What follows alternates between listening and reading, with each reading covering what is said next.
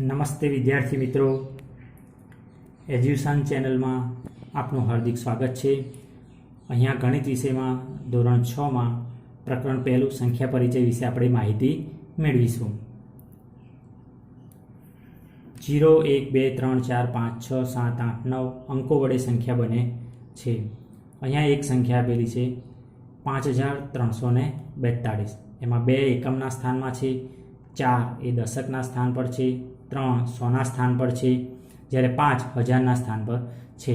એવી રીતના બીજી એક સંખ્યા આપેલી છે, એમાં 2,36,425 સંખ્યા છે. એમાં 5 એકમના સ્થાન પર છે, 2 દશકના સ્થાન પર છે, 4 100ના સ્થાન પર છે, 6 1000ના સ્થાન પર છે, 3 10,000ના સ્થાન પર છે, જ્યારે 2 લાખના સ્થાનમાં છે. હવે મોટી સંખ્યાની ઓળખ કેવી રીતના કરીશું? તો મોટી સંખ્યામાં આપણે જોઈએ તો 1 અંક કરતાં 2 અંકની સંખ્યા મોટી, 2 અંક કરતાં 3 અંકની સંખ્યા મોટી, 3 કરતાં 4 અંકની સંખ્યા મોટી, એમ 1 2 3 4 5 એમ ક્રમશઃ જેમ અંકોની સંખ્યા વધતી જાય છે એમ સંખ્યા મોટી ઓળખાય છે. અહીંયા 2 અંક કરતાં 3 અંકની સંખ્યા મોટી, 3 કરતાં 4 અંકની સંખ્યા મોટી, બરાબર. હવે અહીંયા 2 અંકની સંખ્યા છે, તો એમાંથી આપણે સરળતાથી જાણી શકીએ છીએ કે કઈ સંખ્યા મોટી છે.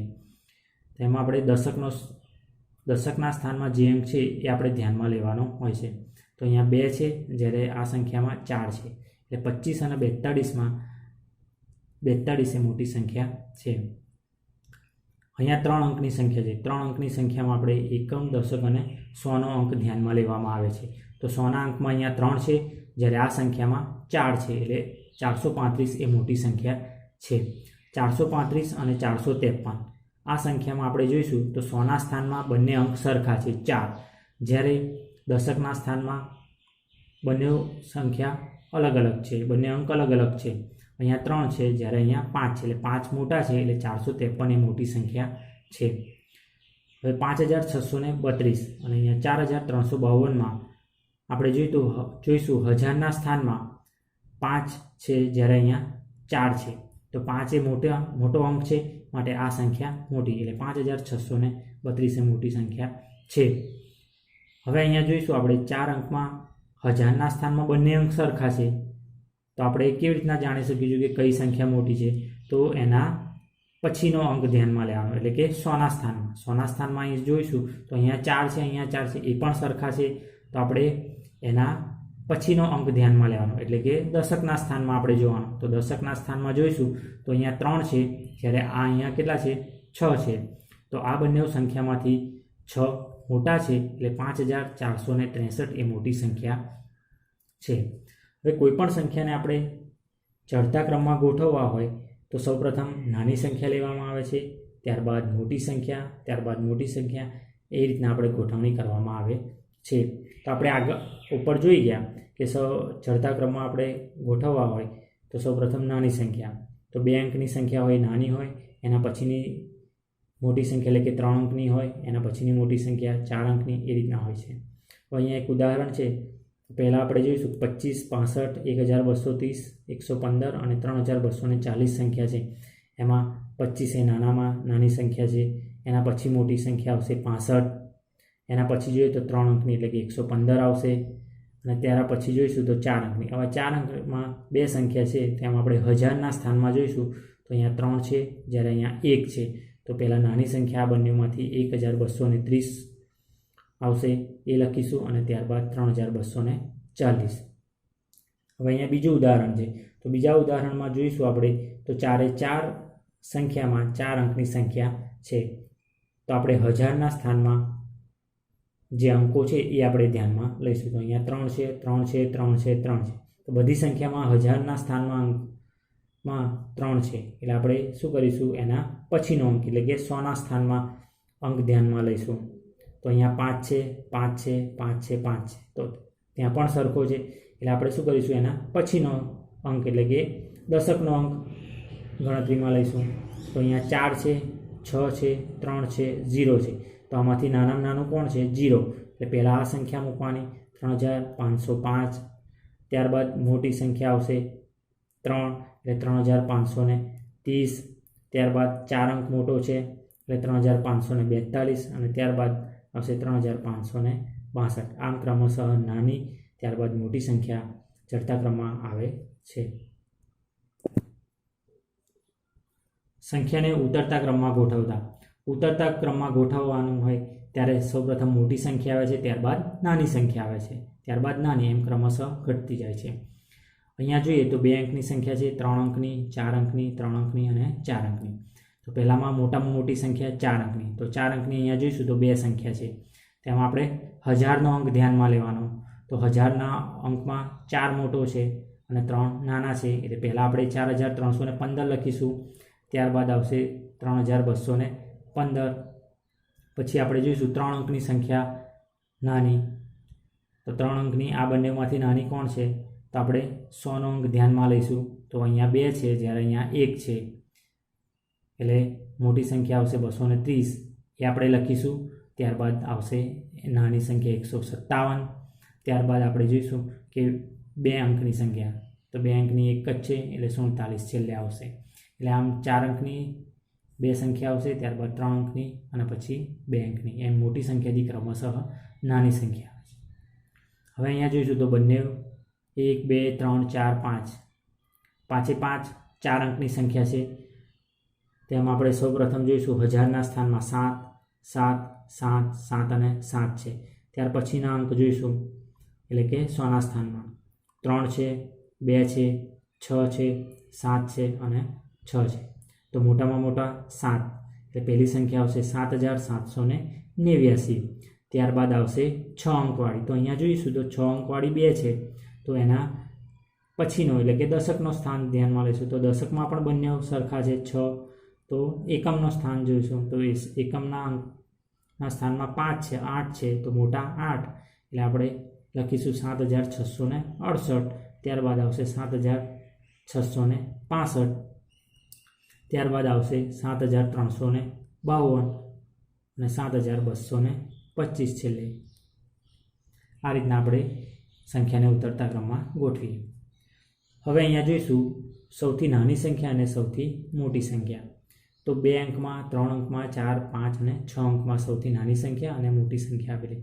તો 2 અંકમાં સૌથી નાનામાં નાની સંખ્યા 10, 3 અંકમાં 100, 4 અંકમાં 1000, 5 અંકમાં 10000, 6 અંકમાં 1,00,000. જ્યારે મોટામાં મોટી સંખ્યા 2 અંકમાં 99, 3 અંકમાં 999, 4 અંકમાં 9999, 5 અંકમાં 99999 અને 6 અંકમાં 9,99,999. હવે ધ્યાનમાં રાખવાનું કે 2 અંકમાં નાનામાં નાની સંખ્યા કઈ હોય તો 1 શૂન્ય અને 1 અંક, એટલે કુલ અંક થશે 2. જ્યારે 3 અંકમાં 2 0 અને 1 મૂકવાનો, એટલે કે કુલ અંક થશે 3. 4 અંકની નાનામાં નાની સંખ્યામાં 3 0 અને આગળ 1, એટલે કુલ અંક થશે 4. 5 અંકમાં એ રીતના 4 0 અને 1. 6 અંકમાં 5 0 અને 1, એટલે કુલ થશે 6 અંક. અને મોટી સંખ્યામાં તો જેટલા અંક છે એટલા 9 મૂકી દેવાના. 2 અંક હોય તો 2 9 મૂકવાના, 3 અંક હોય તો 3 9, 4 અંક હોય તો 4 9, 5 અંક હોય તો 5 9, 6 અંક હોય તો 6 9. એ રીતના આપણે મોટી સંખ્યા પણ બનાવી શકીએ અને નાની સંખ્યા. હવે અહીંયા જોઈએ સંખ્યા વિસ્તારમાં. સંખ્યા વિસ્તારમાં 2 ઉદાહરણ આપેલા છે. તો અહીંયા છે 53,742. તો 2 છે એકમના સ્થાનમાં છે, 4 દશક, 100, 1000 અને 10,000. એટલે 5 એ 10,000ના સ્થાનમાં છે, એટલે 5 મૂકી અને પાછળ 1, 2, 3 અને 4 અંકો છે, એટલે 4 શૂન્ય મૂકવાના. 3ની પાછળ 3 અંક છે, એટલે 3 શૂન્ય, એટલે 3ની પાછળ 3 શૂન્ય, એટલે કે 1000. 7ની પાછળ 2 અંક, એટલે 7ની પાછળ 2 શૂન્ય, એટલે કે 700. 100ના સ્થાનમાં છે માટે 4ની પાછળ 1 શૂન્ય, એટલે 40 અને 2 એકમમાં, એટલે 2 એકલા મૂકવાના. હવે અહીંયા 5000 છે. 5000ના સ્થાનમાં છે, એટલે 5 મૂકી ગુણ્યા 10,000. 3000ના સ્થાનમાં છે, એટલે 3ની પાછળ 3ને 1000 વડે ગુણવાના. 700ના સ્થાનમાં છે, એટલે 7ને 100 વડે ગુણીશું. 4 દશકના સ્થાનમાં છે, એટલે 10 વડે ગુણીશું. અને 2 એકમના સ્થાનમાં છે, એટલે 1 વડે ગુણીશું. અને બધાનો સરવાળો કરીએ એટલે 53,742 સંખ્યા થશે. હવે અહીંયા જોઈશું તો 1 2 3 4 5 અને 6 અંકની સંખ્યા છે. તો તો 2 છે, 2ની પાછળ 5 અંક છે એટલે 2ની પાછળ 5 શૂન્ય મૂકવાના. 1ની પાછળ 4 અંક છે એટલે 4 શૂન્ય મૂકવાના. 6ની પાછળ 3 અંક છે એટલે 3 શૂન્ય મૂકવાના. 7ની પાછળ 2 અંક છે એટલે 2 શૂન્ય મૂકીશું. અને 0ની પાછળ 1 અંક છે એટલે 1 0 એટલે 2 0 અને 5 એકમમાં છે એટલે 5 એકલા મૂકીશું. હવે 2ને 1 લાખ વડે ગુણવાના, વત્તા 1ને 10,000 વડે, 6ને 1000 વડે, 7ને 100 વડે, 0ને 10 વડે અને 5ને એકમ વડે. અહીંયા આપણે જોઈશું કે એકમના સ્થાનમાં જે અંક હોય છે એટલે આપણે એને 1 વડે ગુણીશું, દશકના સ્થાનમાં હોય એટલે 10 વડે, 100ના સ્થાનમાં એટલે 100 વડે ગુણીશું, 1000ના સ્થાનમાં એટલે 1000 વડે, 10,000ના સ્થાનમાં હોય એટલે 10,000 વડે ગુણીશું અને લાખના સ્થાનમાં હોય તો લાખ વડે ગુણીશું. એટલે આ રીતના આપણે સંખ્યા વિસ્તાર કર્યા.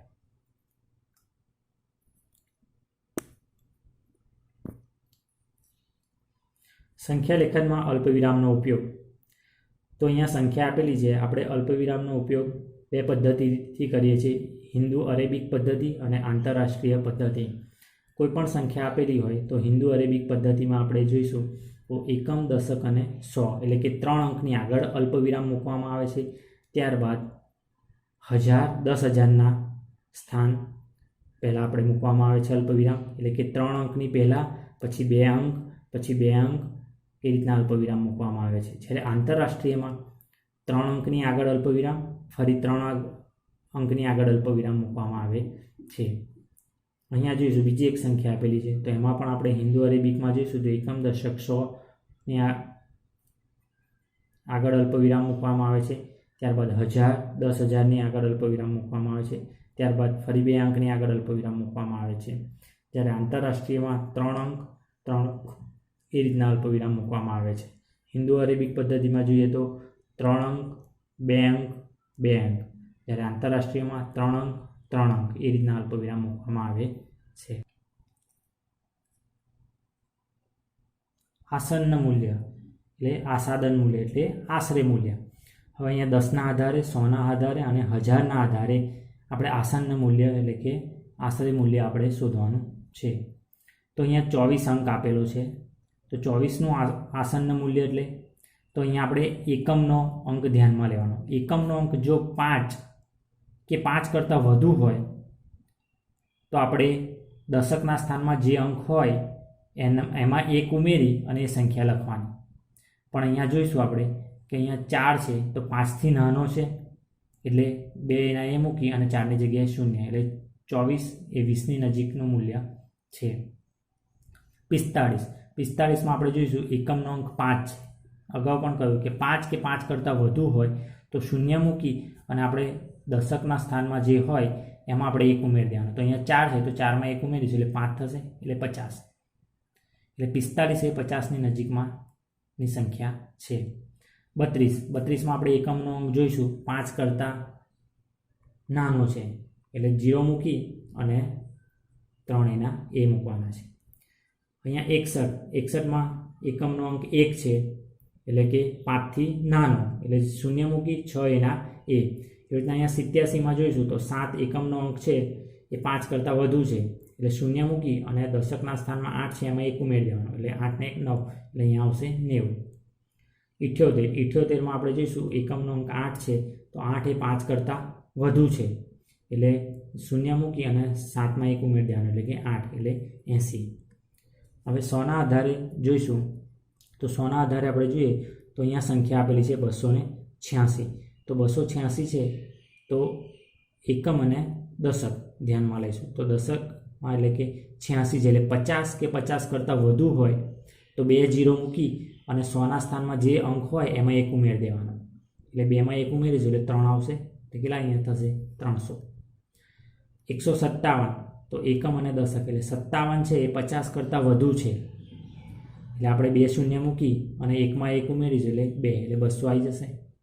અહીંયા જોઈએ તો 350 શૂન્ય મૂકીશું 5 કે 5 કરતાં વધુ હોય તો શૂન્ય મૂકી અને 100ના સ્થાનમાં 1 ઉમેરી દેવાનું એટલે 3 છે અહીંયા તો 3માં 1 ઉમેરીશું 4 એટલે 400.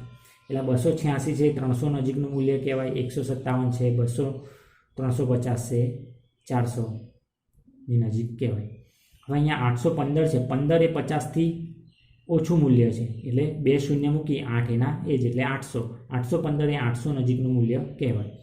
325 છે તો 50 કરતાં ઓછા છે 100ના સ્થાનમાં એટલે 2 અંક ધ્યાનમાં લેવાના એટલે 25 એ 50થી ઓછા છે એટલે 2 શૂન્ય મૂકીએ 3 એના એ. 710 710માં જોઈએ તો 10 એ 50થી ઓછા છે એટલે એના એ મૂકીશું 0 2 અને 7ના 7.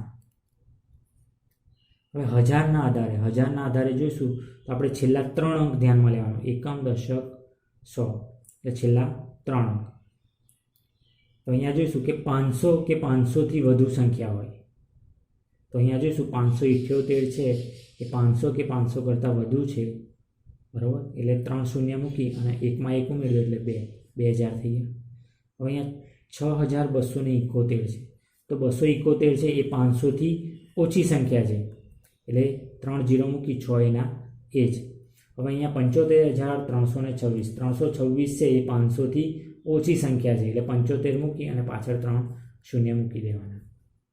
હવે અહીંયા એક સંખ્યા આપેલી છે એમાં 10ના આધારે 100ના આધારે અને 1000ના આધારે આસન્ય મૂલ્ય જોવાનું છે. તો અહીંયા 3525 છે 3525માં 10ના આધારે જોઈએ તો અહીંયા એકમનો અંક 5 છે એટલે આપણે શું કરીશું 25 છે એટલે 30 મૂકીશું એટલે 3530. હવે 100ના આધારે જોઈશું તો અહીંયા કેટલા છે 525 તેમાં છેલ્લા 2 અંક છે 25 એ 50થી ઓછી સંખ્યા છે એટલે 2 શૂન્ય મૂકી અને 5 એના એ એટલે 3500. હવે હજારના સ્થાનમાં છેલ્લા 3 અંક ધ્યાનમાં લઈશું તો છેલ્લા 3 અંક એ 500 કરતાં વધુ છે 525 એટલે 500 કરતાં વધુ છે એટલે છેલ્લા 3 શૂન્ય મૂકી અને 3માં 1 ઉમેરીશું એટલે 4 એટલે સંખ્યા કેટલી થશે 4000.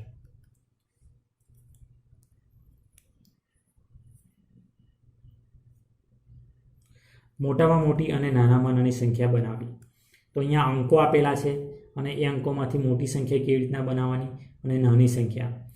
તો અહીંયા અંકો આપેલા છે તો એમાં આપણે સૌથી પહેલાં મોટામાં મોટો અંક જોઈશું.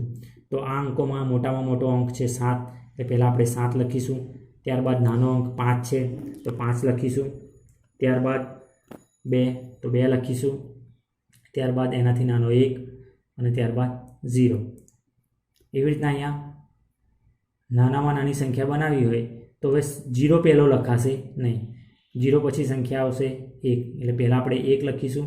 ત્યારબાદ 0 લખીશું અને એનાથી મોટી સંખ્યા એટલે 2, એનાથી મોટી સંખ્યા એટલે 5 અને એનાથી મોટી સંખ્યા 7 લખીશું.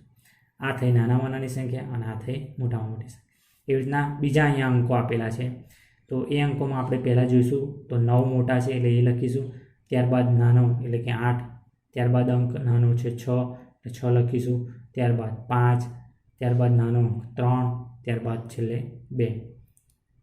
એ રીતના આપણે મોટામાં મોટી સંખ્યા લખીશું. એટલે અહીંયા પછી નાનામાં નાની સંખ્યા જોઈશું તો ઊંધું કરી દેવાનું. મોટામાં મોટી જે સંખ્યા હોય એને ઊંધી સંખ્યા કરીશું. શૂન્યમાં એવું થશે નહીં. શૂન્યમાં હશે તો પહેલાં 1 લખવો પડશે કાં તો જે સંખ્યા નાની હોય એ લખી અને ત્યારબાદ શૂન્ય લખવો પડશે. પણ બીજી જેમાં શૂન્ય ના હોય તો એમાં આપણે મોટામાં મોટી સંખ્યાને આપણે પાછળથી એટલે ઊંધે પાછળથી લખીશું તો એ નાનામાં નાની સંખ્યા બની જશે. એટલે કે અહીંયા 2 3 5 6 8 9 2 3 5 6 8 9 એ નાનામાં નાની સંખ્યા બની ગઈ.